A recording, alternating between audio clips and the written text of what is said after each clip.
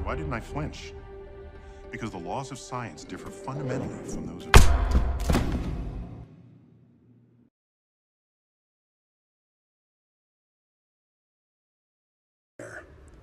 The very statement that talking about NASA is pandering omits the fact that NASA drives our economy. The culture of NASA drives the culture of innovation, and it's the culture of innovation that drives the economies of the 21st century. That's what it's missing. Even if there's pork spending on NASA, even if there's pork,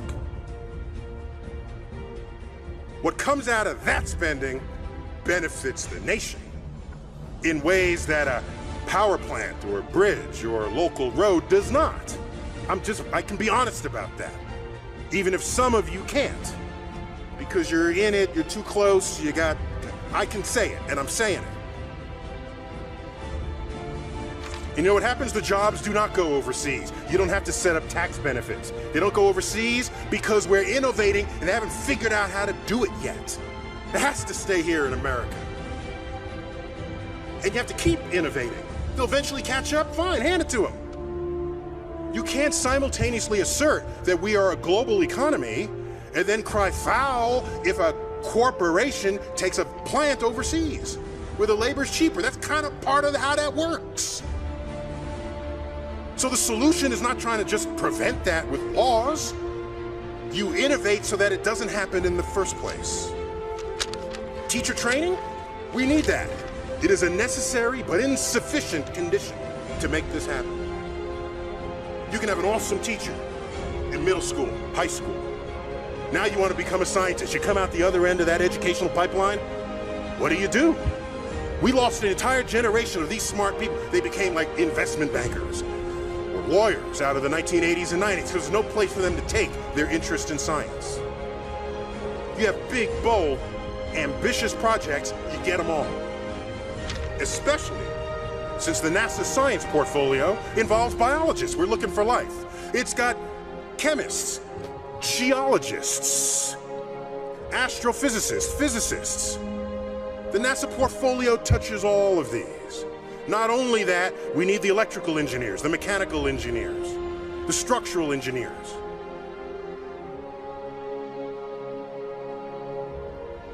NASA is a one-agency showdown.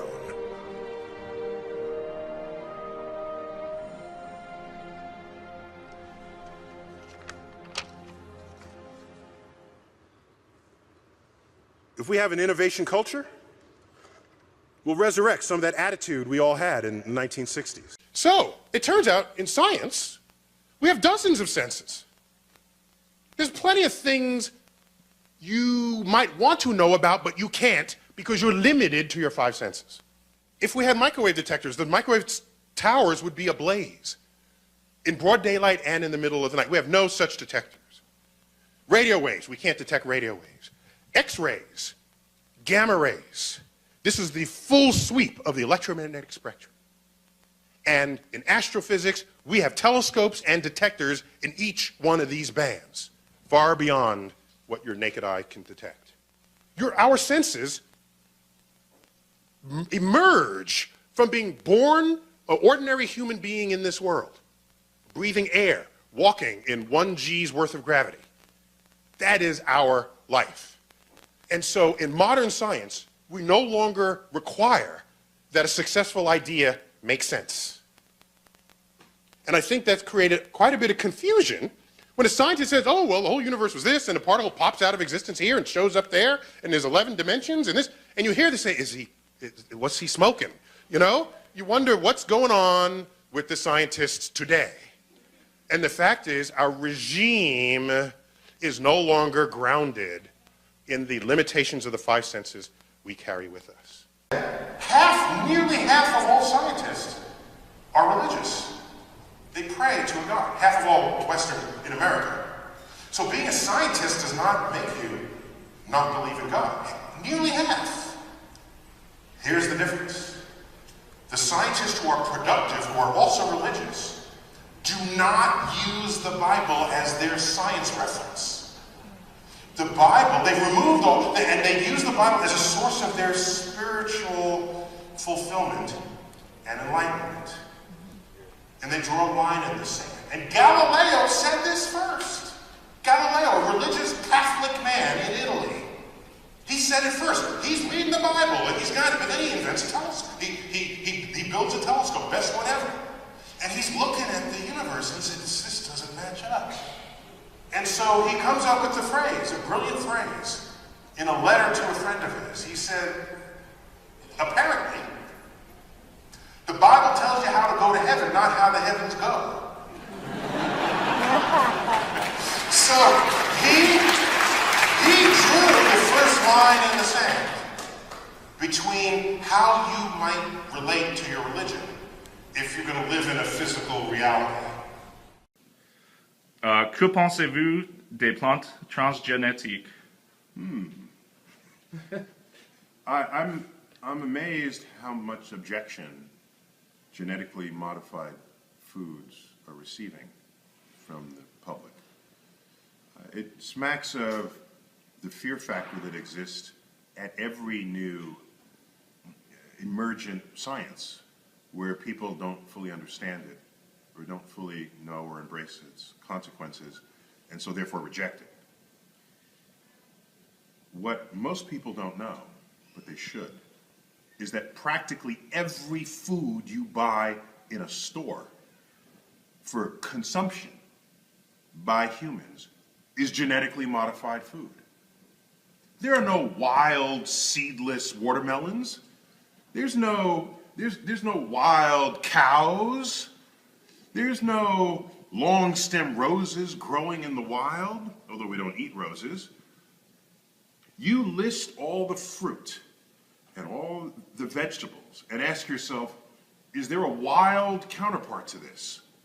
If there is, it's not as large, it's not as sweet, it's not as juicy, and it has way more seeds in it. We have systematically, genetically modified all the foods, the vegetables and animals that we have eaten ever since we cultivated them. It's called artificial selection. That's how we genetically modified them. So now we can do it in a lab, and all of a sudden you're going to complain? If you're the complainer type, go back and eat the apples that grow wild. You know something? They're this big and they're tart. They're not sweet like red delicious apples. We manufactured those. That's a genetic modification. Do you realize silk cannot be produced in the wild? The silkworm, as we cultivate it, has no wild counterpart because it would die in the wild. So there's not even any silk anymore. So we are creating and modifying the biology of the world to serve our needs. I don't have a problem with that because we've been doing that for tens of thousands of years. So chill out. And so people at the time, led by people such as Voltaire, asked the question, if there is a God, and we had this tsunami that killed 80,000 people and wiped out a holy city on a holy day, collapsing churches onto people's heads, then either God is not all powerful or God is not all good. If we define good by being interested in your health and longevity, that's a fair definition of being good, I would think. And so that created an entire philosophical rift in the theological community, and people parted ways at that time. So when I look at the universe and I see asteroids coming down to strike and rendering species extinct, I see forces of nature that would just as soon have us dead or extinct. I don't see the goodness in the world that people speak of. And am I being selective? I don't think so. A tsunami hit Indonesia, 250,000 people died. An earthquake hit Haiti, 250,000 people died. This is nature. So when people define God in that way, I don't see the all good part. I see some good, I see a lot of bad. Nature trying to interrupt my health and my longevity. Another thing, take a walk up and down Broadway right here in Manhattan. in New York City and go poke your head into each elevator bank. And you will find out that 75% of them, I did this experiment, do not have a number 13. Check it. Have you seen this? Look next time. And I'm thinking, this is not 21st century America. I'm going to go next time. I'm going to go on. I'm going to get a Sharpie and cross out the number 14 and put 13 next to it. I'm going to say, who are you fooling? That's the 13th floor. So you have people afraid of the number 13. If people are afraid of numbers, what hope do we have in this world? This is scary. Just afraid of a number.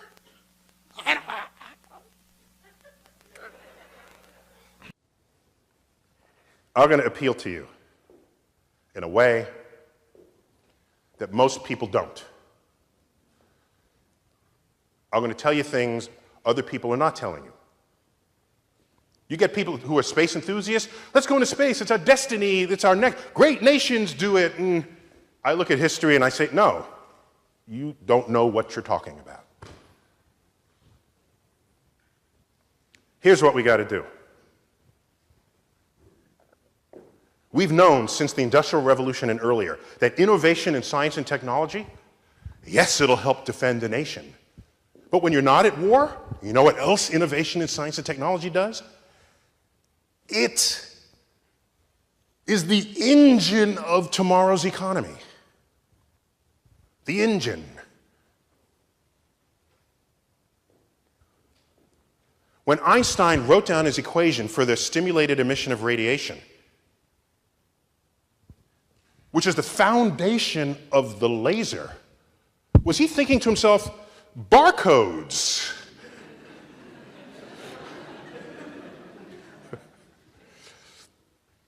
This is innovation in science, the applications of his ideas into machines requires the clever engineer, creative investors, and dynamic CEOs turn it into product.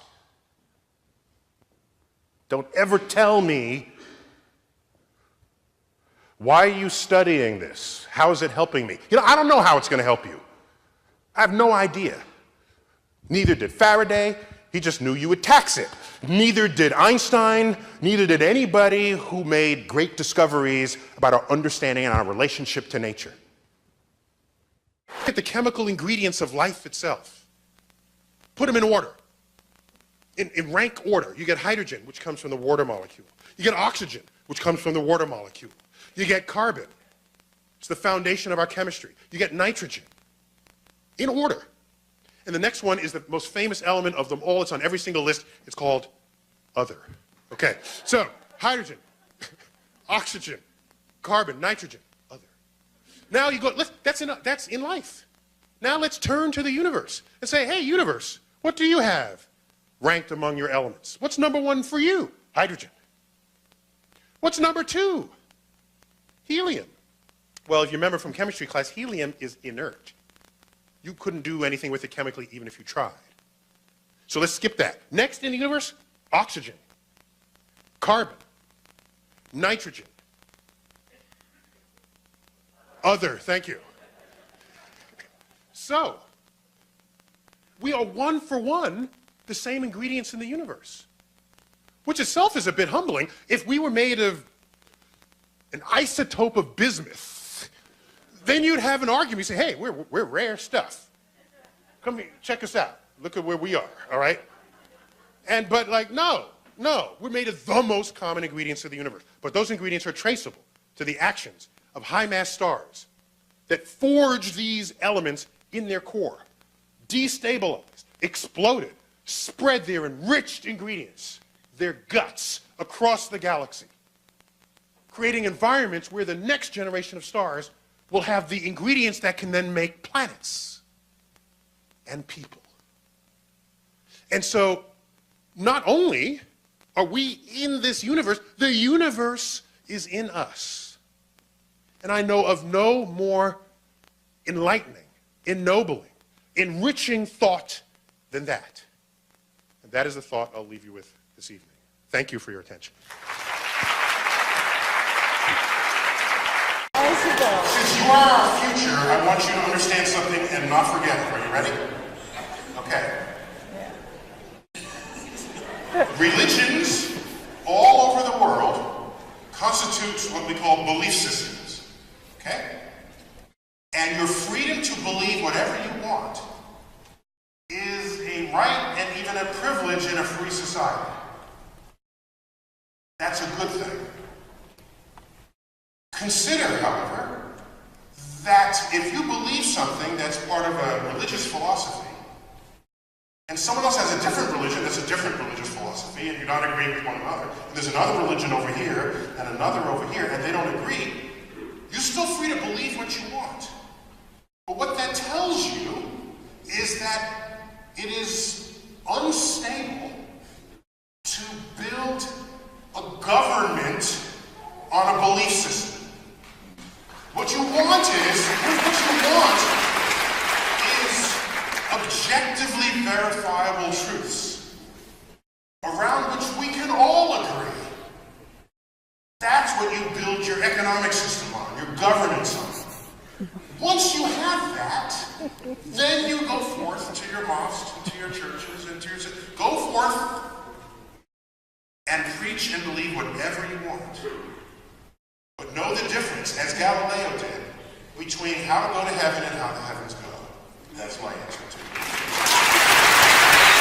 it. Innovations and creativity in science, engineering, technology, and math will be the drivers of tomorrow's economy. Jobs, jobs, jobs, jobs. Jobs. That's the word, in 4 letters, jobs.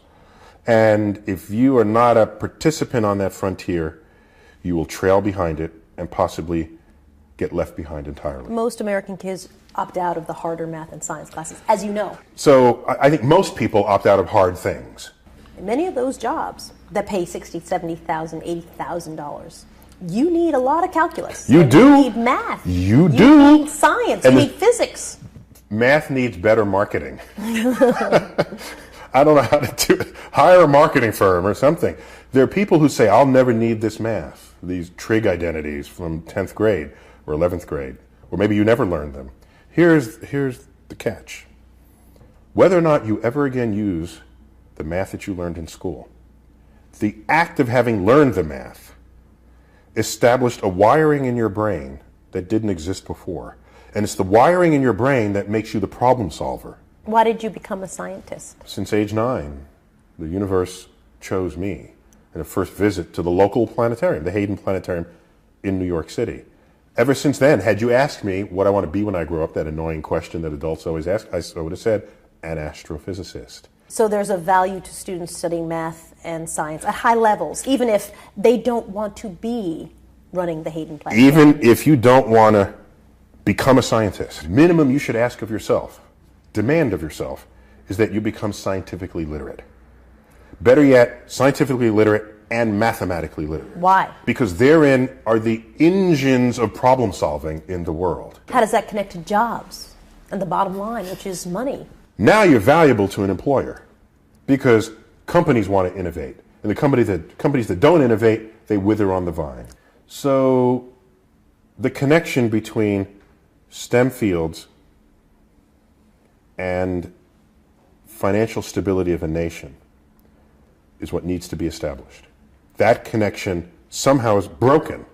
People don't see it. Why don't Americans see it, the connection? Dare I say that maybe we're not trained to think that way? We're trained to think if you do A, then there must be B, cause and effect. Do you think Americans understand that chain of events? No. Are they starting to? No. You should be educated. And in the education, you should value science, engineering, technology, and math. If you do so, you get to innovate and invent new industries, new economies. If you invent new economies, everybody has jobs tomorrow. That's a chain of events. That's not A equals B. You've got to go through 3 other variables to get to D.